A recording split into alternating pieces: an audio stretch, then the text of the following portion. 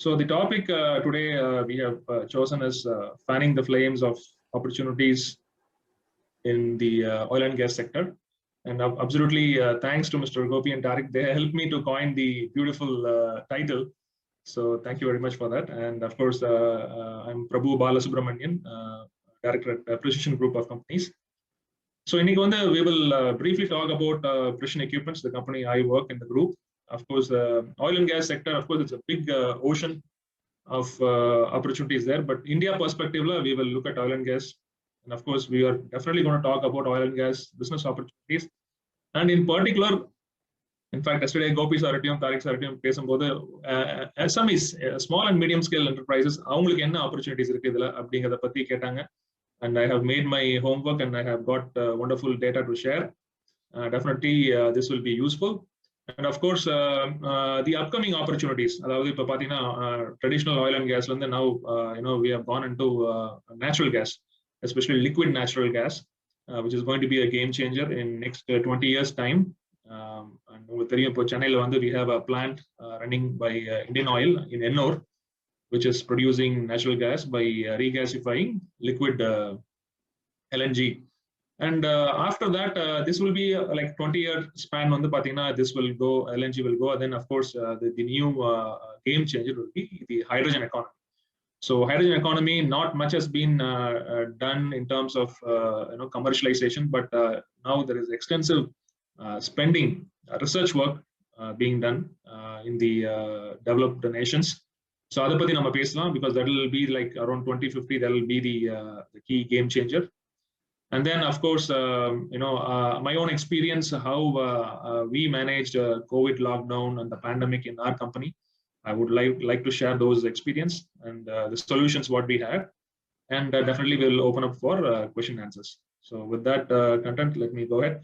So Precision Group, we have 3 companies in the group. I am from Precision Equipments, which is basically into design and manufacturing of process equipments. Process equipments, I mean, it's respect to static equipment, shell and tube heat exchangers, pressure vessels, reactors, columns. For oil and gas, we also do it for the fertilizer, power plant, and the petrochemical industries. We have 2 more companies in the group, Precision Machine and Auto Components, which is more into heavy automotive components, especially for earth-moving industries, tractor and farm industries, and general engineering. And we have KB Engineering Enterprises, which is more into producing components for windmill industries, wind turbines. So the group was started in 1974 by my father, Mr. K. Balasubramanian, and my chitapa, Mr. P. K. Ishramurthy. Our two young brothers, they came from Coimbatore 1974, and then they started this company. And now it is myself, my brother Karthik, and my cousin brother, Mr. Arun Mugilan. We take care of the business. So it's a second generation business enterprise. And of course, I mean, when I go in detail, I can explain about each of these industries. Precision Equipments, we have a total employee strength of 350 plus. Chennai Irungattukottai, Sipcot Irungattukottai, where Hyundai is as the car factory. And of course, we are not into automotive, but we are in the same industry location. And our factory is located right behind Rajalakshmi Engineering College. So if you go from Chennai to Sri Perumbudur, toward the left side, behind Rajalakshmi Engineering College is our factory. And we have 2 units. And of course, I don't want to read the numbers. We have about annual capacity of 10,000 metric tons, production capacity. And I like to play a small video with the permission of the chair, so that this is a 5 minutes video, which is going to show what we do in Precision Equipments. And I think that can be very relevant to this meeting. Yeah, please go ahead.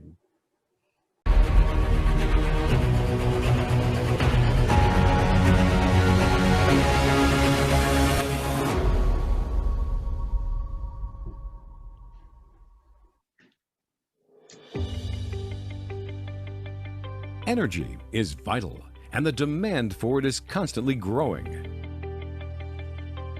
Energy sector is the fueling unit that keeps the world running.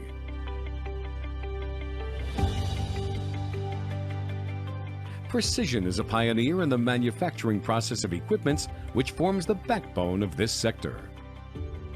The company was established in the year 1981 by two brothers with a clear vision to provide technology solutions and products for the refinery, petrochemical, fertilizer, and LNG plants. We are an ISO certified organization. We make sure that all health and safety requirements are complied with before the start of every process. Our 4,000 plus equipments are working satisfactorily at many locations around the world. We manufacture and supply shell and tube heat exchangers of various types, from low to high pressure, with a wide spectrum of metallurgy. Our world-class manufacturing facility is spread over a span of 160,000 square feet and can supply equipment of a weight up to 300 metric tons per single piece. Our engineers bring in a cumulative experience of 100 plus years in designing of critical process equipment. We have in-house thermal, mechanical, and detailed engineering capabilities. We also work with proprietary tube and tube insert suppliers to design equipment for enhanced heat transfer performance, thereby reducing equipment size and energy consumption. Our thermal design team has core expertise in handling single and two-phase heat transfer. The company also meets ASME Section 8 Division 2 requirements. All our employees are trained in basic safety requirements, ensuring their preparedness and protection at all times.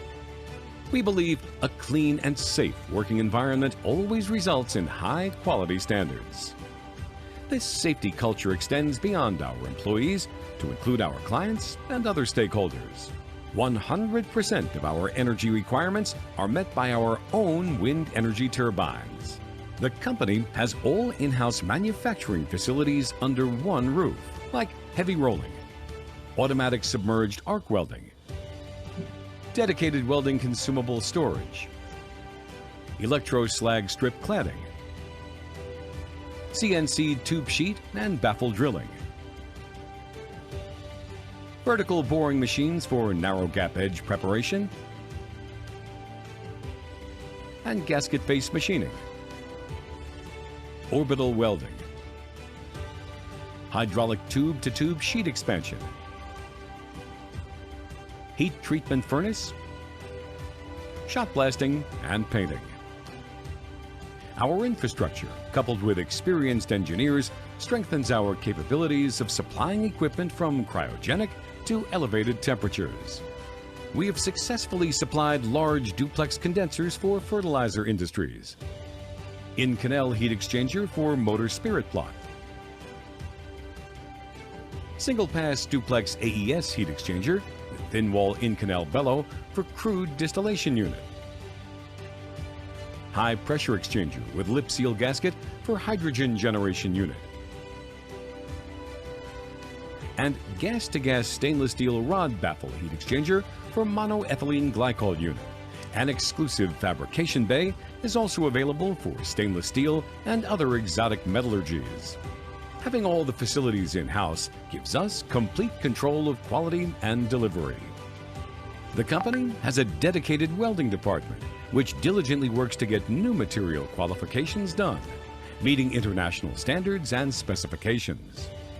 Our strength includes over 300 plus established qualifications, ranging from carbon, low alloy, stainless, clad, duplex, super duplex, nickel, copper, Monel, Inconel, and titanium grades.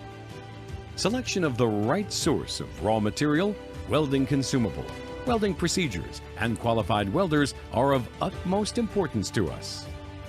Our quality control team has well-qualified technicians in the latest NDT techniques, like PAUT and TOFD.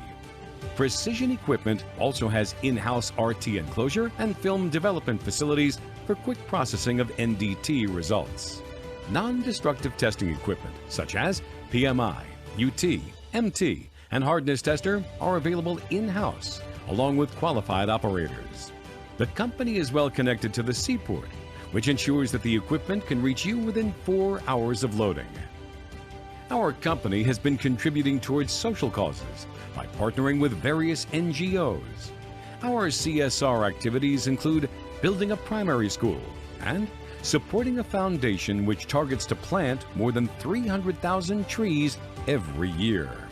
With a rich experience and satisfied global customers, Precision is now looking forward to joining hands to reach new horizons in the energy sector.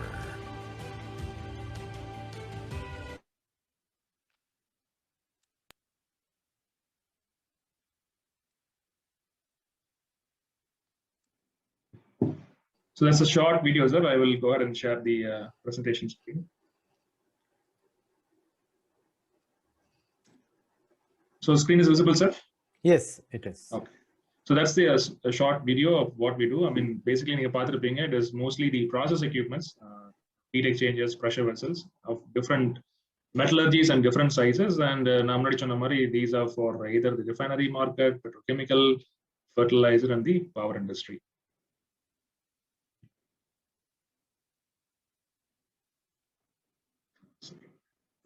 One second, sir.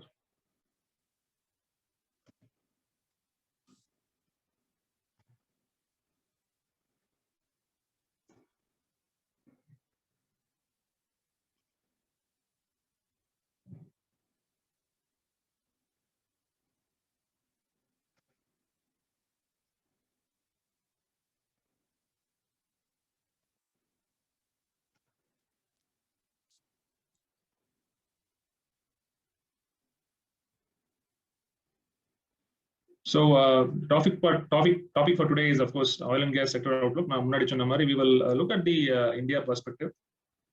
This screen, of course, all these data are taken from the literatures available in the internet. So it's all published data, and there is no IP protection around it. So India, we are, of course, the third largest consumer of oil, and chart, of course, our production is almost 0.7 million barrels per day.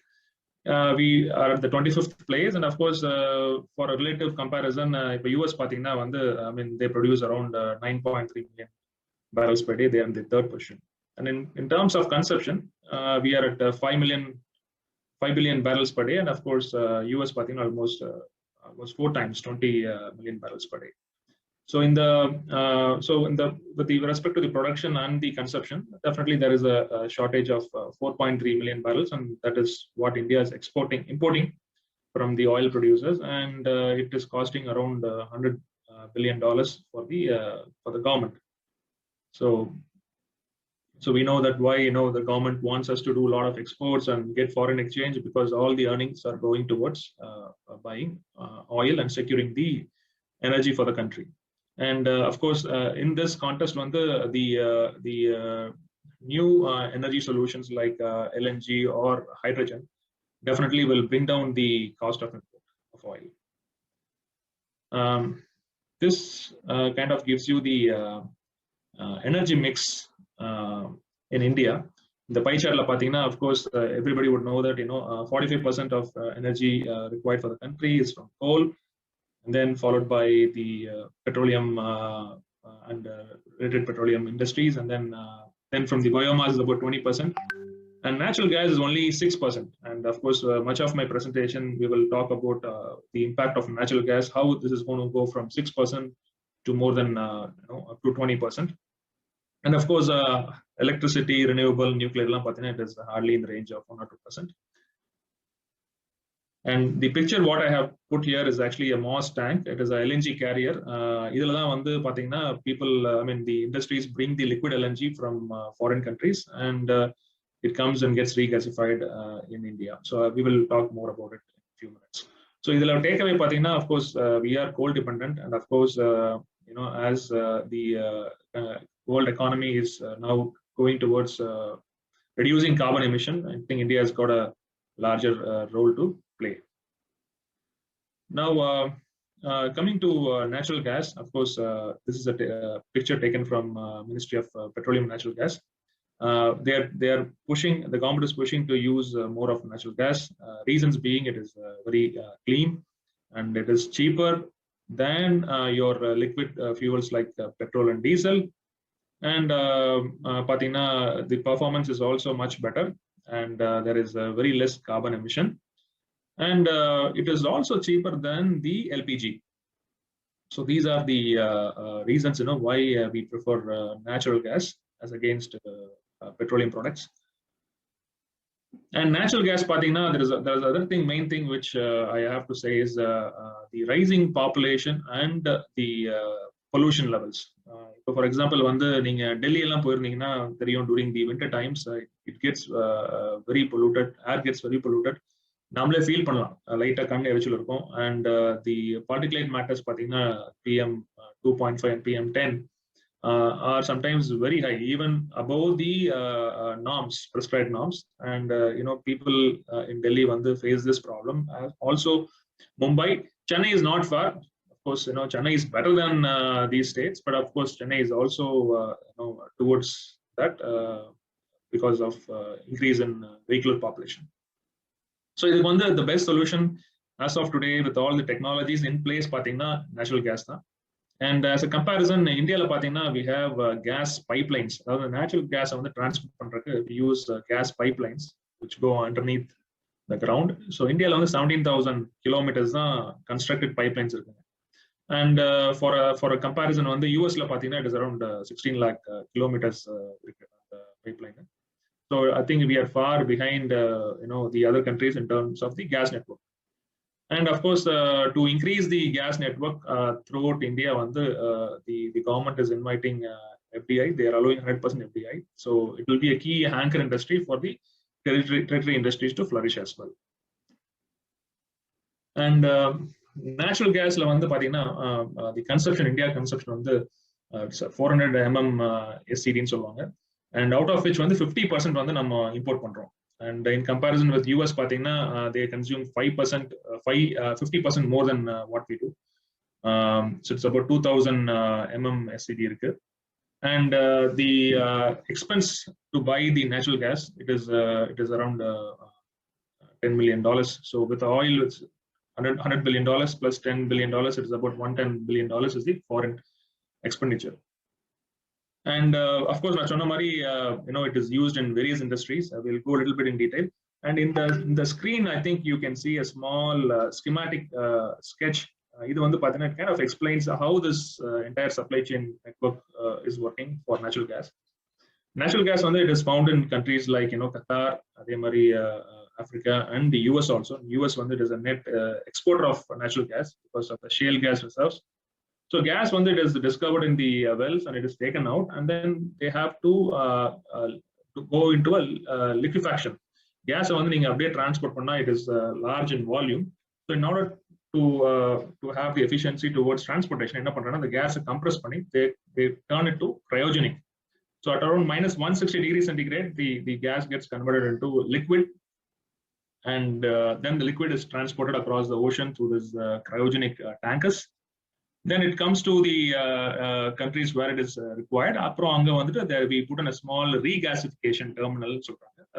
Then once the liquid LNG is pumped through cryogenic heat exchangers, it gets converted into natural gas. And the natural gas now, they are pumping into the city's gas distribution network, so that the gas goes through the pipelines. So in a few years from now, there will not be any LPG cylinders. We are using LPG cylinders. There is a big bottling plant. The bottling plant, these cylinders have to be transported to the central warehouse. Central warehouse, again, it is going to the different industries and also the households. Even today, in our kind of industry, we still run large heat treatment furnace. The heat treatment furnace, we have to rely on the LPG, which is very expensive. If you Gujarat, most of the industries are having piped natural gas connection. So it's like water supply, every industry and even some of the households in the state of Maharashtra, Gujarat, and UP, gas is being provided through pipelines, and it is very clean, and also it's cheaper. So now it is now being done in Tamil Nadu. I will talk a little bit more about what stage it is and the business opportunities around this gas distribution and supply chain network. So natural gas, when it's getting transported to through a pipe, it is basically called piped natural gas, PNG in solvanga. So there is nothing to be confused. And Tamil Nadu, there's a very important slide. Maybe new business entrepreneurs or people who are looking at expanding into energy sector can note this down. Maybe it is all published online, but it is anyways good to have these points. The Petroleum Ministry has already released the bid for city gas distribution network, and the orders are already given out to 4 companies. AABN it is a company based out of Philippines. They have taken the bid for Kanjipuram and Ramnath district. Adani Gas they have taken the distribution network for Tirupur, Kadalur, Nagapattinam and Thiruvarur district. Of course, Indian Oil Coimbatore and Salem, and Torrent Gas is for Chennai and Tiruvallur. So all these LNG companies are now basically they are building the gas network. So total Tamil Nadu there is going to be 13,000 kilometers of piped gas network which is going to be built, and more importantly, they are going to come up with around 800 CNG stations, compressed natural gas stations across the Tamil Nadu. And the figures what I have provided, CNG vehicles India right now we have around 30 lakhs of CNG vehicles. However, China it is almost double of what we have in India. So we know that there is good enough scope for increase of CNG vehicles also. And in the India map, what I have given is the current network and the network which is being built in India for natural gas. So ultimately, our plan is to have a pan-India gas distribution network so that entire India is connected. And the industry or the utility company can balance the gas distribution demand supply. For example, Gujarat terminal excess production automatically those can be shared to Tamil Nadu or vice versa. So this is kind of electricity grid. This will be a complete gas grid across India. And good thing is with the long coastline of India, there are more number of regasification terminals which are being currently planned on both East Coast as well as West Coast. As we speak, what I got information is there is going to be another 2 or 3 terminals in next 2 years on the East Coast, and then also 1 or 2 in the West Coast. So ultimately, the entire coastline will be connected with gas, and then it will be taken up to the other states as well.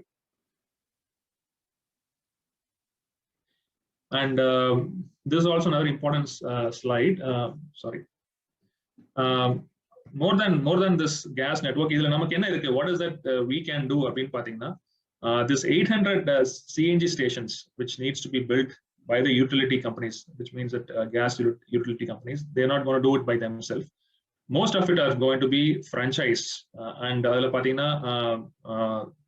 all these 4 companies they have released the tenders for franchise. It is all available online, and I can also share these with you. And what they are looking at is if you have a land parcel of about 750 square meters on the highway, or maybe a little off the highway, you can go talk to these companies and you can join them and then do a small CNG station. It can be a daughter station. When I say small, it can be a daughter station, or it can be a larger station, what they call mother station. Mother station and daughter station, mother station is something which comes on to the pipeline. So on the pipeline network, direct supply station. Daughter station, wherever pipeline cannot be reached. For example, certain remote areas, maybe like for example, hill stations like Ooty and Kodaikanal, where they cannot take the pipelines. What we can do is we can transport the LNG on a cryogenic container and then take it to those areas, and then have a small scale LNG regasification plant. It is also a big business. If pipeline there is a high demand for what they call small scale LNG. The small scale LNG it is kind of a skid based system where there is a small cryogenic pressure vessel, and there is a aluminum fin heaters, I would say, where liquid LNG ambient air use because we are living in a very warmer country. Ambient air is good enough, and then the gas can be produced and it can be used for cooking or your utility. So this is going to be a wonderful opportunity for people who want to operate gas stations. Also, people would like to have a supply chain, cryogenic tankers. I think most of you நீங்க பார்த்திருப்பீங்க. If you would have traveled from Ennore to Sriperumbudur, நிறைய வந்து பாத்தீங்கன்னா இப்போ இந்த cryogenic tankers போயிட்டு இருக்கும். Last ஒரு I would say 2-3 years. This cryogenic tankers என்ன பண்றாங்கன்னா, right now they are taking the cryogenic liquid, LNG liquid from Ennore and then taking it to Saint-Gobain. Saint-Gobain is located in Sriperumbudur, and they run a big furnace, very large furnace, which is energy intensive. And அதுக்கு உண்டானது வந்து பாத்தீங்கன்னா fuel வந்து they have been using liquid natural gas. So அந்த complete cryogenic liquid எடுத்துட்டு போயிட்டு அங்க அவங்க at the point of location they are regasifying it. அது மாதிரி பாத்தீங்கன்னா நிறைய இண்டஸ்ட்ரீஸ் வந்து இன்னைக்கு வந்து they require this gas because it is lesser in price compared to LPG. Emissions are very, very less and environmental friendly. Because there is a good demand on the supply chain. There is a lot of transporting companies which are looking at why not we get into transportation of LNG as a fluid. It's a cryogenic tank. And of course, அதை எடுத்துட்டு போய் கொடுக்கிறது plus அங்க வந்து பாத்தீங்கன்னா you need a small scale LNG skid. இதுக்கும் நிறைய demand இருக்கு. One is to regasify.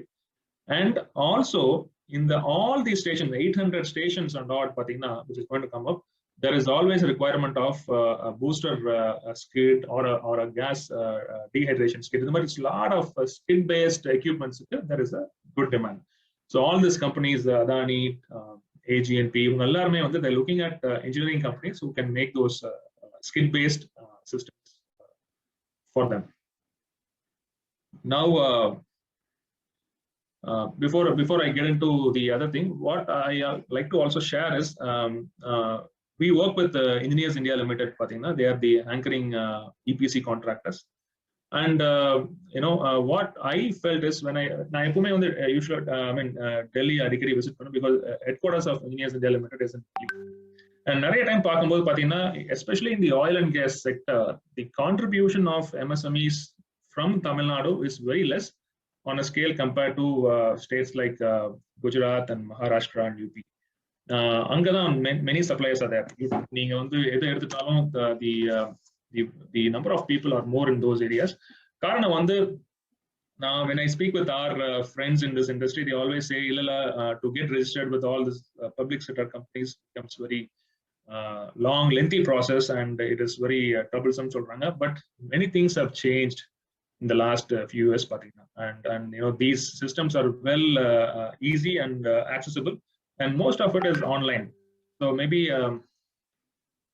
I can share, I will stop sharing the screen and then I'll share one more screen.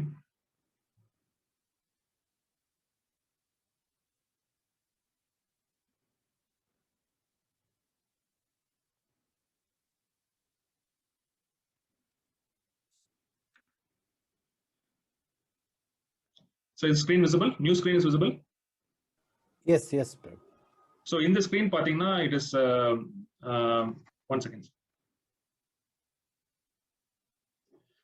This screen is nothing but the list of items required by Engineers India Limited on an urgent basis for qualification. So right now, pathina, many of these items, as you could see the list, it's pretty comprehensive. Many of these items currently are being imported into India, and the Engineers India Limited has opened up opportunities for Indian small and medium scale companies to come and register if they can develop this product. The one other thing which you want to notice, there are two routes in getting qualified in all these products. One, you can do a prototype. It was so stringent that unless you have the past track record, you cannot qualify. So nariya SMEs how do I get the past track record? It is a chicken and egg story mari aidudhu. Neenga order kuduthaadha naanga vandu prove panna mudiyum. If I don't have an order, how will I prove myself? அப்படிங்கற ஒரு பெரிய ஒரு issue இருந்தது. But thanks to the government, இப்ப அதை relax பண்ணிட்டு what they're saying is if you can do a prototype in any of these items, if you can do a prototype and if you can prove that the prototype would work, they will approve you. And once you get approved in Engineers India Limited, which is the anchoring industry for the oil and gas, it is like, you know, getting qualified with the rest of all the PSUs. And the qualification which you can approach any of the oil companies or gas companies, and they will definitely consider your product. That is number one, the new thing which they have relaxed. Number two, Patina, they also encourage industries, MSME industries, to go in for a joint venture with a foreign company. And other certain regulations. What is the joint venture partnership on the percentage? If you can qualify that percentage, then also you can get qualified. And in the list one, it is pretty comprehensive. I don't want to run through, but I can share this list. Almost we have close to about 330 items. 330 items.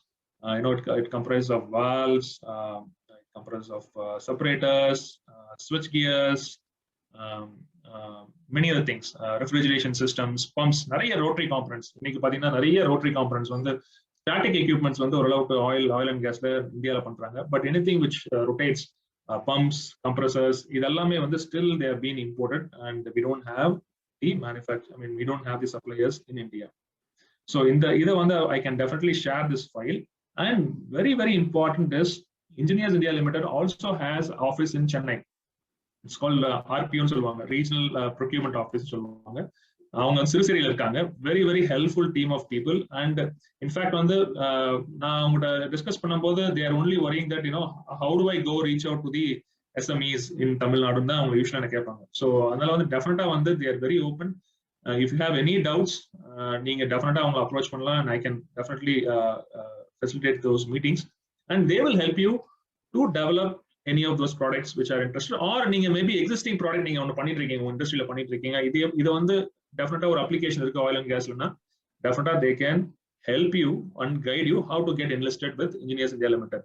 So it's a very, very easy process. It is all made online. Online company details the product details online fees pay they will review and they will ask the Chennai regional office to come for an audit. And once they come for an audit and you are approved, then automatically you get empaneled in the Engineers India Limited. And then definitely any India-based projects you will be considered by the engineering and procurement contractors as well as the owners. And this validation is so strong. Even the Middle East, Middle East is again the second largest area for oil and gas business. This enlistment in India will definitely help you to qualify there. First, India EIL register Indian Oil register so that absolutely will be the basic criteria to do business in Middle East as well as in the Asia Pacific region. So definitely on the list I share and I'm sure this list is very interesting, and it is a recent list published by Engineers India Limited, and it is available in their web page also. 1 second. I'll just go back to my old screen. Sure.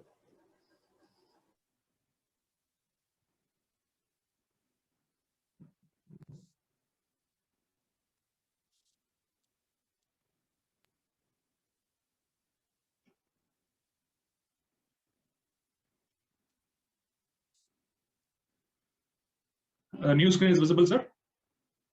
Yes, Prabhu, it is. So, so far what we have covered is, we covered on the LNG front, liquid natural gas. There is a business avenue of setting this gas stations, right? Mother station or daughter station. And there is an avenue for bringing in the supply chain, where I said cryogenic tankers, which can transport the liquid to these stations. That is one. And also we talked about building process kits, which will be used in these gas stations, as well as will be used at the point of usage for regasification. So these are all the business opportunities. And of course, the 300 plus item list, which I shared, is something which is very much required in all the petroleum and the gas sector. It is a very comprehensive list, and that is actually published by Engineers India Limited. And EIL has got a regional office in Chennai, and they'll be very, very happy to help any budding entrepreneurs. And maybe one of these days, I think along with Gopi sir, maybe one of the next meetings, EIL invite sir. EIL Chennai, we can invite them to come and talk. How do you get qualified with them and also with the other oil companies? I think they'll be very, very glad to share the experience. I think that's one of the recommendation I can give right now.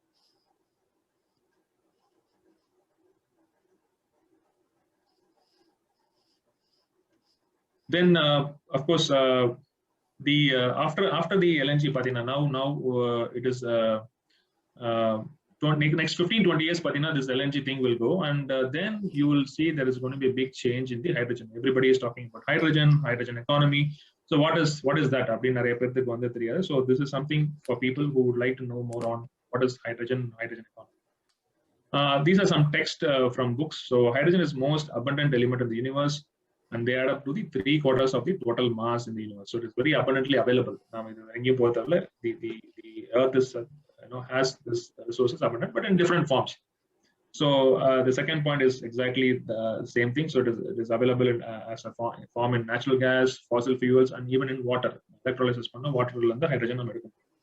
And why hydrogen is getting interesting now? It is the energy density it is much higher compared to other gasoline or diesel, and that is also one of the reasons that hydrogen it is used as a fuel for the rockets. Most of the rocket engines are propelled by hydrogen because it has got a high energy density. And the values now for example, for a kg of hydrogen it is 142 megajoules is the energy, whereas the natural gas it is only 53. So it is almost 3 times what a natural gas can give. So because of this high energy density, people are preferring hydrogen over other forms of energy. And more importantly, it is again very, very environmental friendly. There is absolutely no emissions. And hydrogen what is how do we, where do I do, can I get business opportunities in hydrogen partina? Both the production of hydrogen, storage of hydrogen, and distribution. The moon still the technologies are not well in place for catering to the international market. So research different forms. How do you produce hydrogen? How do you store it, and how do you transport it? Research and basically the industry has come around. European Union, US, and other developed countries have come together and then said there will be 3 forms of hydrogen. And they have given a name like green hydrogen, blue hydrogen, and gray hydrogen. Green hydrogen it is mostly it is produced from renewable source. For example, windmill and solar. Using that power, we split water. Then from water we get hydrogen. That is anything with there is a power taken from the renewable source, and you power it to produce hydrogen. It's called green hydrogen. And blue hydrogen is actually from natural gas, fossil fuel. Like for example, on the LNG it can be methane, and you can do steam reforming, and then you can produce blue hydrogen. When I say blue, the emitting carbon dioxide carbon capture and storage it becomes blue hydrogen, so that you don't let the carbon emission go out, rather you capture and store it. It is a big technology which is being pursued by many of the research universities and governments. How do we do carbon capturing and storage? So that forms blue. Gray is something which suppose carbon capture and what is being emitted is called gray hydrogen. So these are 3 different forms of hydrogen which the hydrogen committee has classified: green, blue, and gray. And a lot of people might ask what will happen because there is diesel, petrol, now there is auto LPG, then there is LNG, then we are talking about hydrogen. So what is going to happen? I will answer those in a few minutes. And more importantly, hydrogen it is used in fuel cells. In fact, in 2005 and 2003 to 2005, when I was in the US, I worked for a startup company which manufactured fuel cell. And these fuel cells are nothing but kind of a machinery wherein you feed it with hydrogen, and then it produces electricity. And the byproduct it is just water. So there is a lot of research work which has already been done, but for some reasons it was suppressed for quite some time. You know why? Because hydrogen in the fuel cell, of course, the auto industry has to entirely change, because there's not going to be any IC engines. But somehow Tesla and companies which follow Tesla broke the red tape. Then they got the market revolutionized in terms of battery powered EV vehicles, electrically charged battery powered EV vehicles.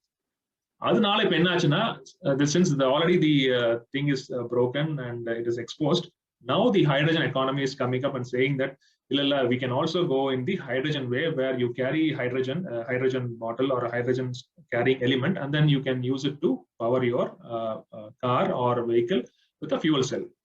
So அவங்களே இப்போ வந்து பண்ணிட்டு இருக்காங்க. So the future பார்த்தீங்கன்னா, it is going to be a mix of energy usage and சொல்லலாம். It is going to be some of the vehicles will still be using gasoline, which is nothing but diesel and petrol. Some will be using auto LPG, some will be using CNG, and of course hydrogen will also come into use. It is going to be an energy mix and சொல்லலாம். So there is not, I mean, எதுமே வந்து eliminate ஆகாது. All these will have the usage depending upon the point of use and the requirement. Now, finishing hydrogen, this is something, a personal experience which I like to share. Last year, under the COVID lockdown, a lot of migrant laborers, I think, especially Tamil Nadu, enga mari industry where there is heavy manpower intensive industry, we depend on a lot of laborers, migrant laborers. These are skilled laborers, skilled artisans like welders, fitters. Most of them, they are coming from the northeastern states. Mostly வந்து நீங்க ஜார்க்கண்ட்ல இருந்து எடுத்தீங்கன்னா Jharkhand, Orissa, and Bihar, West Bengal, and of course Andhra. There is many of these people, and of course not only manufacturing industry like us, even construction industry, even any hotels, service industry, we are entirely depending on this labor force. So எங்களுக்கு வந்து problem வந்து என்னன்னா, there is a business was enough. Of course, the flourishing oil and gas market was very good, but shortage of manpower, that is what the industry was facing, manufacturing industry was facing. And we were little lucky to not to have that problem. I'll tell you why. So we had about 300 plus workmen, and 50% we had the factory workers stay in our own company provided accommodation. So we have staff quarters as well as quarters for working blue collar workmen. So it's a company owned and company operated quarters. So which means that they were safe and secure, and of course we ensured that they were getting the supplies of groceries and other things, and of course salary was also paid, and it is safe accommodation, so that they don't there is no intruders into the accommodation. So they were kept very protected, and there was a constant counseling also being done, because sometimes in the lockdown, the last year it extended weeks and weeks, and then it was very stringent.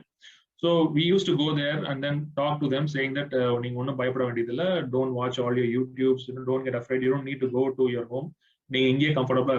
And most importantly, we declared a policy saying that once lockdown lift on, we will have paid vacation and paid travel plans for you. That really helped, and many of them stayed back. We had very few people leave the company during this time. Majority of them stayed back. So once we got opened up, all of them were back to work, and we were able to deliver the orders with reasonable time. So the customers were very happy. In fact, they were very appreciating about our performance. So there's something which we invested many years back on the infrastructure, on the housing, and it really paid very well. So this is one area which I think we should all focus, because what I'm seeing in Tamil Nadu, there is a lot of engineering companies, a lot of construction industries, and which employ these kind of manpower. And even the living conditions, it is really it is poor, and it has to be definitely paid attention. ஏன்னா இன்னைக்கு நமக்கு இந்தியாவில் இருக்க ரிசோர்ஸே பாத்தீங்கன்னா இந்த manpower தான், the skilled manpower தான். And I'm seeing that it is being given less importance. So நம்ம இதை இம்பார்ட்டன்ஸ் கொடுக்காம இருந்தோம்னா நாளைக்கு இதுவே ஒரு பெரிய சேலஞ்சா வந்துடும். And therefore I think we should all look at how we treat these immigrant laborers and how well they are taken care. And this is something like an intangible asset mari. It will help us in difficult times. This is our own experience, and I welcome you all to come and visit us, and I can take you to those camps. And of course, thanks to my visits to Middle East countries, like for example, Tariq Zar, I've spent many years in Middle East. Angala poi paakumbodhu always out of business. நான் என்ன பண்ணுவேன், போயிட்டு வந்து இது மாதிரி இந்த accommodation camp, அதே மாதிரி அங்க இருக்க மார்க்கெட்ஸ், அதெல்லாம் வந்து as the companies can go and visit. எல்லாரும் யோசிப்பாங்க, என்ன நீ பிசினஸ் பண்ண வந்திருக்கியா இல்ல இதெல்லாம் பார்க்க வந்திருக்கியான்னு. But they will be very happy to take me. அங்க போய் பார்க்கும்போது these camps எல்லாம் பாத்தீங்கன்னா, I got an idea how they are well maintained with the cafeteria, their entertainment area. So ரொம்ப பிரமாதமா இருந்தது. So it's very simple thing we can do, and definitely it is well recognized by the employees. Then one of the things which I like to share, which was done by one of our group company. In fact, my brother runs this company, Mr. Karthik. Anga vande we had some increase in COVID cases last year, not this year, last year. Or a sudden surge of COVID case la vande naanga maaditom, and it was very very disturbing. Appo vande enna pannona vande, luckily we took a complete apartment near our company for lease, and it had got 20 rooms. It was actually for a kind of a hotel which was not running. So we took it, we changed all the bedspread on all the linen, and we had 2 male nurses permanently in the apartment. And yaar COVID la affect aanalum neenga veetukku pogadinga, you come and stay at this place, and we will ensure that we provide medication for you. And of course, in case of emergencies, we can always take you to a hospital. We also went one step ahead and spoken, I mean, அவங்க ஃபேமிலியில counselling பண்ணோம். நீங்க வீட்டுக்கு அவர் போக வேண்டாம், வீட்டுக்கு வந்தனா of course many of them are from lower middle class families, 1 bedroom அபார்ட்மெண்ட்ல இருக்காங்க.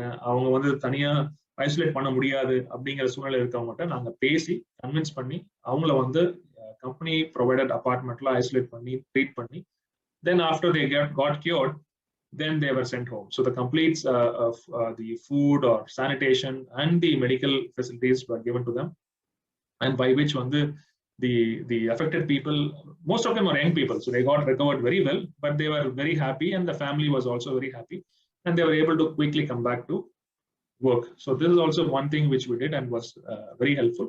Ipo last month na and apartment we closed it, because touchwood today we don't have any COVID cases. So these are the 2 personal experience we have from our company during this pandemic time, which I would like to share.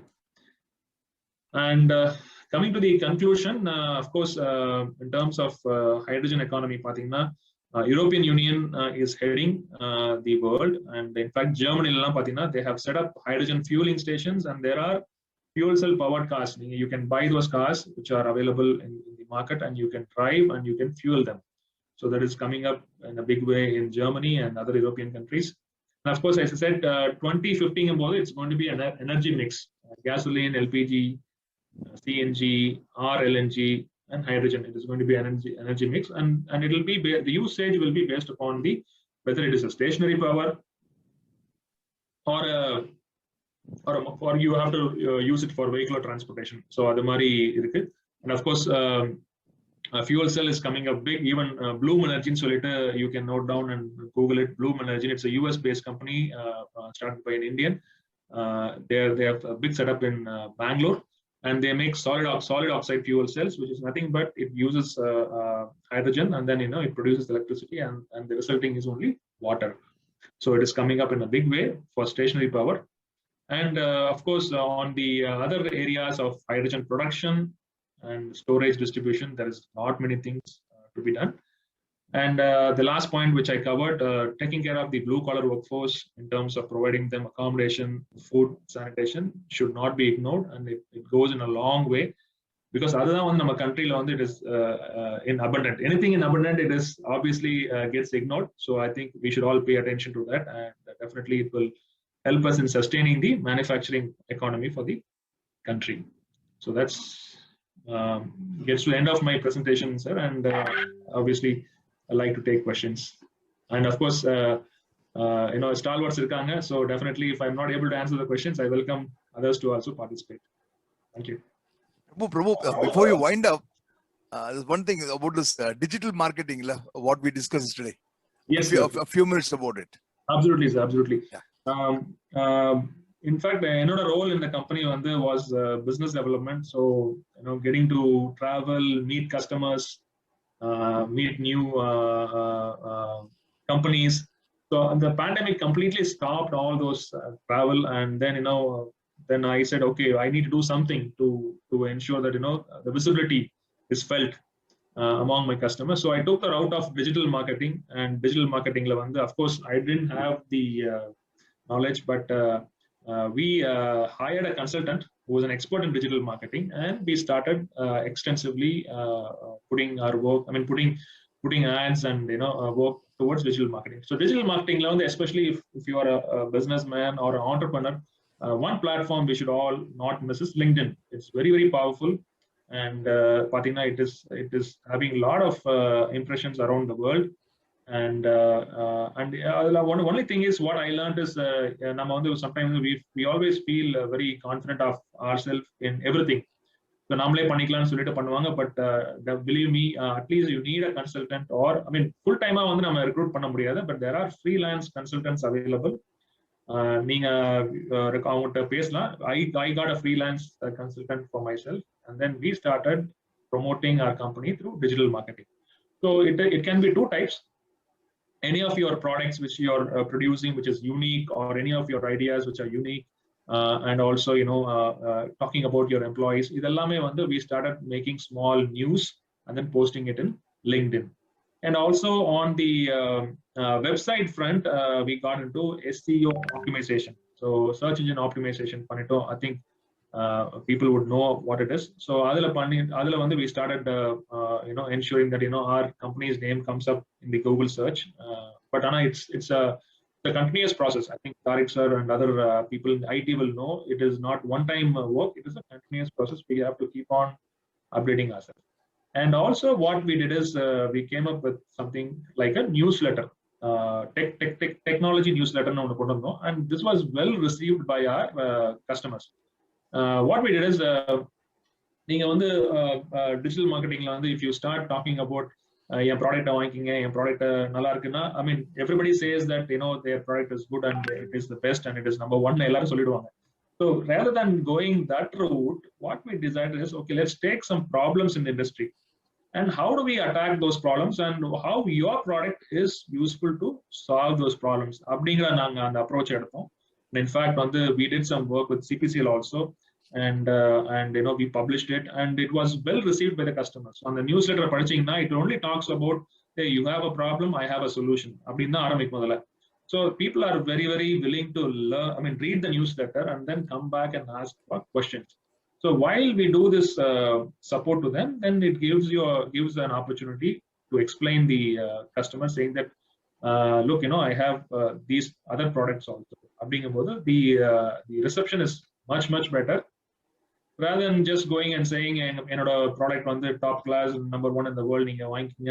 This route was very, very helpful. So technical newsletters, because people always like to learn, and if it is for free, they'll be more than interested to know it. So we start with that, and then we start really marketing our products. So that route was very, very helpful, and we are continuing to do it, and it is very, very useful. So one is LinkedIn marketing, SEO optimization with Google AdWords, and the third one is publishing technical newsletters. The moonume which we started doing it last 2 years, and believe me, it is working out very well. This is costing nothing compared to traveling abroad and paying for all the hotels and plane tickets. This is nothing, not even a few percentage what we spend, but we need to have a budget and we need to spend on that. Then definitely on the results namakku kadaikum. So this is my personal experience in using digital marketing. Thank you.